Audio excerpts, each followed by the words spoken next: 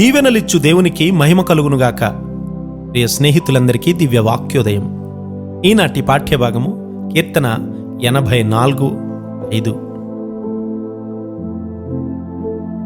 నీ వలన బలమునందు మనుషులు ధన్యులు, యాత్ర చేయు మార్గములు వారికి అతి ప్రియములు. వారు బాకా లోయలో బడి వెళ్ళుచు దానిని జలమయముగా చేయుదురు, తొలకర్రి వాన దానిని దీవెనలతో కప్పును. ఆత్మీయమైన శారీరకమైన బలహీనతలలో ముఖ్య కారణాల్లో మన మనస్సే ప్రధానమైనది. మీ మనస్సు పరిశుద్ధపరచబడకపోతే ఎల్లప్పుడూ కూడా వ్యతిరేక పోరాటం ఉంటుంది. మంచి పోరాటం అంటే కొత్త ప్రదేశాలకి వెళ్ళడం. అది నిన్ను బలమైన వానిగా, సంతోషకరమైన వానిగా చేస్తుంది.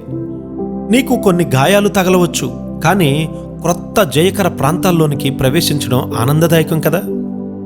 కొంతమంది ఎక్కడ ఉంటారో అక్కడే కొనసాగడానికి ఇష్టపడతారు. క్రొత్త దర్శనాలు, స్వచ్ఛమైన నూతనమైన వెలుగు వారికి అక్కరలేదు. స్వచ్ఛమైనటువంటి నూతన వెలుగంటే వారు భయపడతారు. అయ్యో, దేవుడు నా నుండి కొంత కోరుతున్నాడు, అది చాలా కఠినమైనది అనుకుంటారు.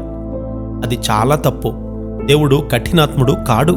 పిల్లలు చిన్నవారుగా ఉండి నడక నేర్చుకుంటూ ఉన్నప్పుడు భార్యాభర్తలు ఇరువురు కూడా కొంచెం దూరం నడిచేటట్లు ప్రోత్సాహపరుస్తారు. కొంత దూరంలో వారుండి రండి రండి నడవండి అంటూ పిలుస్తారు. అప్పుడు ఆ బిడ్డకు ధైర్యం వచ్చి ఆ తల్లిదండ్రుల చేతుల్లోనికి వచ్చేస్తుంది. అలా చేసినందుకు ఆ తల్లిదండ్రులు కఠినమైన వారా? కాదు కాదు. జీవితంలో కొన్ని గరుకు అనుభవాల గుండా దేవుడు మనలను తీసుకుని వెళ్తాడు. మనం బలపడాలంటే అదొక్కటే మార్గం. మొదటిగా వ్యక్తిగత శోధనలలో జయించే శక్తిని రుజువు చేయాలి. మనము శోధనల నుండి తప్పించుకోము గాని వాటిని ఎదుర్కొంటాము. చాలామంది వ్యక్తిగత శోధనలో ఓడిపోతూ ఉంటారు. ప్రభువైన యేసుక్రీస్తు వారు మనము సహించగలిగిన దానికంటే ఎక్కువగా శోధించనీయుడు అని లేఖనం చెప్తూ ఉంది.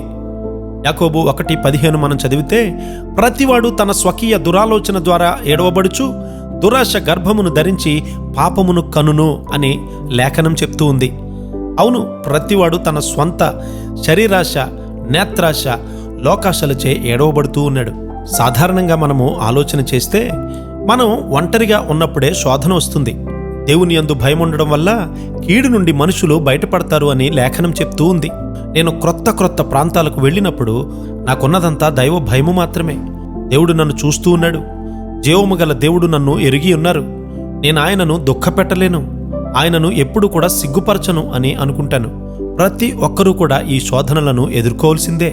అంతేకాదు, వాటిని జయించడమే మన నూతన బలము. మనందరికీ నూతన బలము ఆయనే అనుగ్రహించునుగాక. ఆమేన్.